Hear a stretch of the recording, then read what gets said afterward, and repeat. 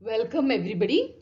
So we are in our fifth module of civil engineering project management, and here in the fifth module we are studying about the concept of materials management and safety in construction. So in the fifth module, as we have discussed in our first class, we need to study about the concept inventory control, EOQ, economic order quantity, and ABC analysis. ABC means always better control. And safety in construction. What are the safety measures in different stages of construction and implementation of safety program. So this is our third recorded class for this module. And today we are going to discuss about inventory control, economic order quantity and analysis. And in the previous classes, we have discussed about the concept, the various construction materials, the material management, classification of materials, organization of materials, role of materials manager, process, problems, and importance of construction materials management. In today's class, we are going to study about inventory control for quantitative analysis, objectives of inventory control, main techniques in inventory control, and especially ABC analysis, procedure for ABC analysis. ABC means always better control. ABC means always better control. Then EOQ analysis, then techniques in construction material management, the different applications, that is barcode applications and RFID, radio frequency identification. So we will see one by one. The first one is inventory control for quantitative analysis. See, you should be very careful. So inventory is mainly not for quality but for quantity. Okay, so inventory is related to storage and it is a quantitative analysis.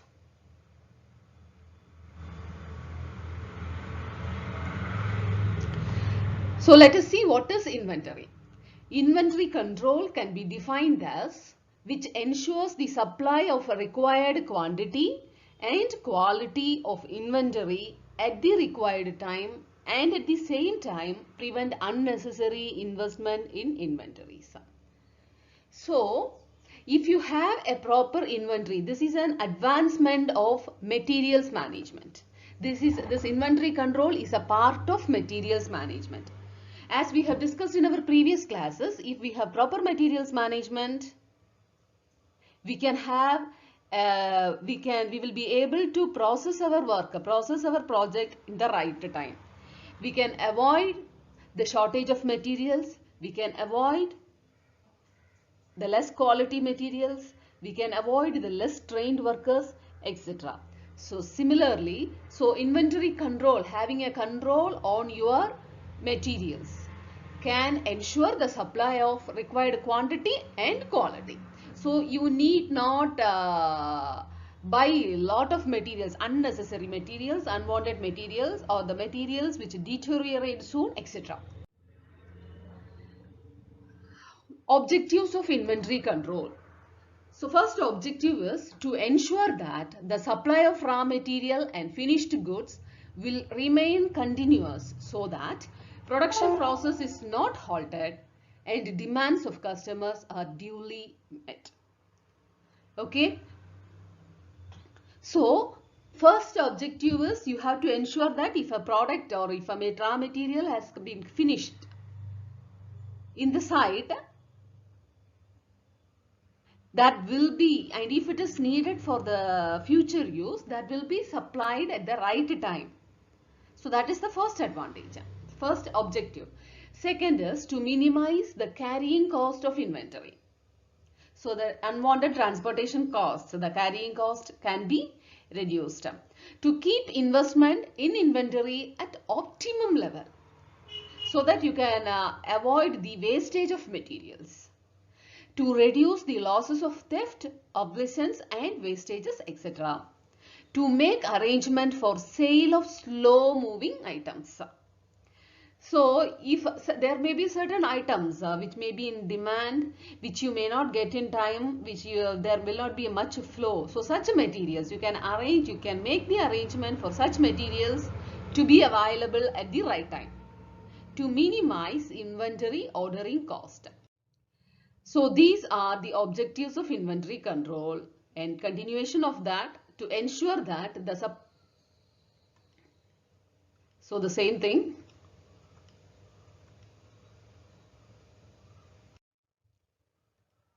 Okay, so now let us see the main techniques in inventory control. So there is a principle called Pareto principle, a principle which is used in inventory control. It states that 80% of overall consumption value is based on only 20% of total items, which means you have a lot of materials. You are using a number of materials in your construction industry. So there may be the major materials as well as minor materials which you use in lump and which you use in a small amount. So the materials which you are using in a lump amount, in a major amount, is only 20% of the total items. So if you have 100 different materials, only 20 different materials you are using 80% in your project. So the remaining 80% of the materials will be used in small quantities. So you should be very careful for such materials shall be available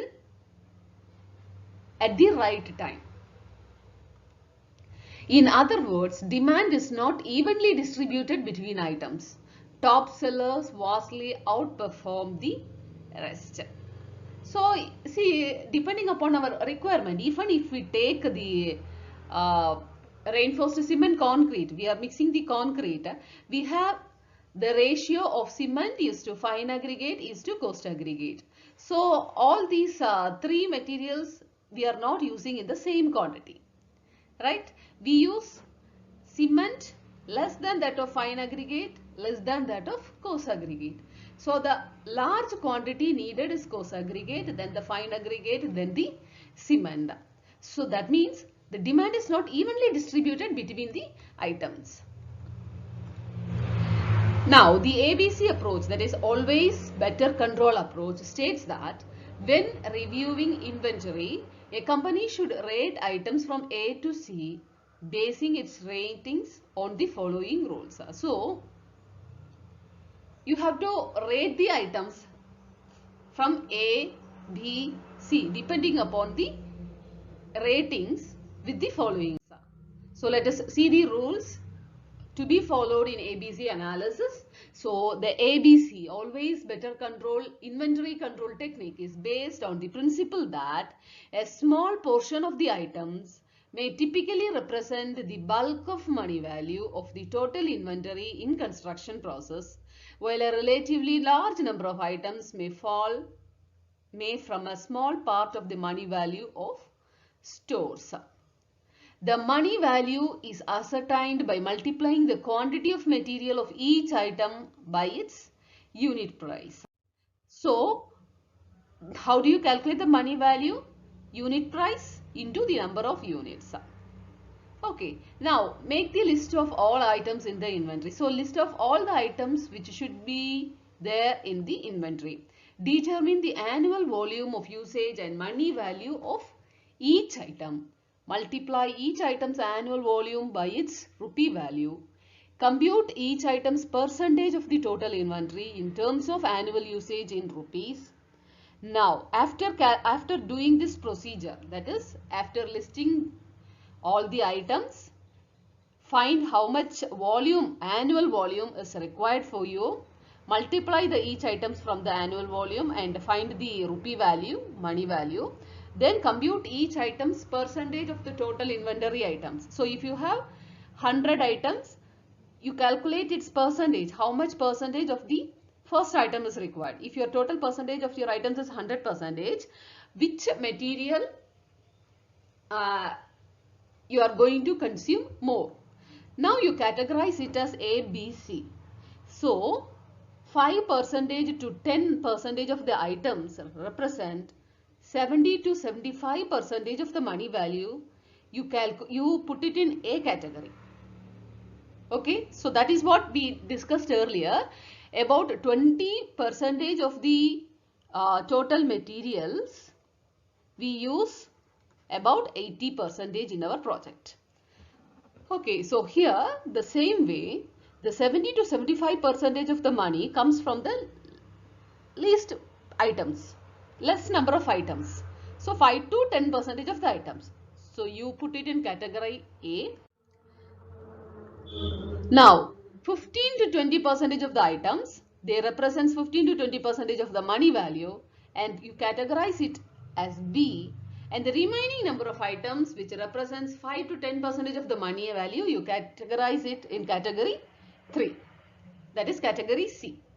And the relative position of these items show that items of category A should be under maximum control, items of category B may not be given that much attention, and item C may be under a loose control. This is what we call as ABC analysis. So category A should have more control, and category C should have least control. This is ABC analysis.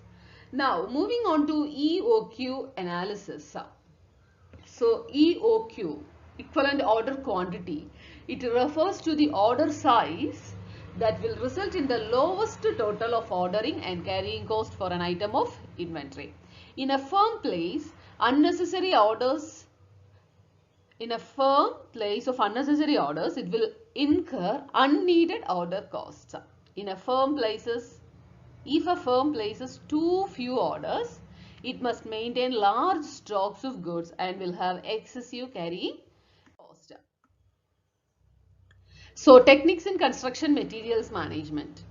The tools used in the construction industry change constantly with the continuous changes of the technology. And the researchers are finding ways to apply these changes in technology to construction in order to improve production and lower the cost of the operations. And the technologies we use in construction material management are in general barcode applications and RFID, radio frequency identification. So barcode application, how barcodes are applied to materials management. Barcode applications in constructions are mostly intended to provide accuracy in data collection, to improve productivity and to save time in the data collection process. And typically, barcodes are used for materials and inventory management. The scope of barcodes extends beyond materials management. Barcodes provide the advantage of relatively error-free data collection, which improves productivity and avoid errors. And some construction firms that use barcodes claim that it saves time, money and labor while improving the accuracy of inventory. You all know what is barcode, right? Now, the major application of barcode to material management identified in the previous research can be identified as follows, that is field material control, warehouse maintenance and control, inventory control applications and consumable material issues, purchasing and accounting. Now, what is RFID? Radio frequency identification. Now, a radio frequency identification system is an automated data collection system similar to barcode.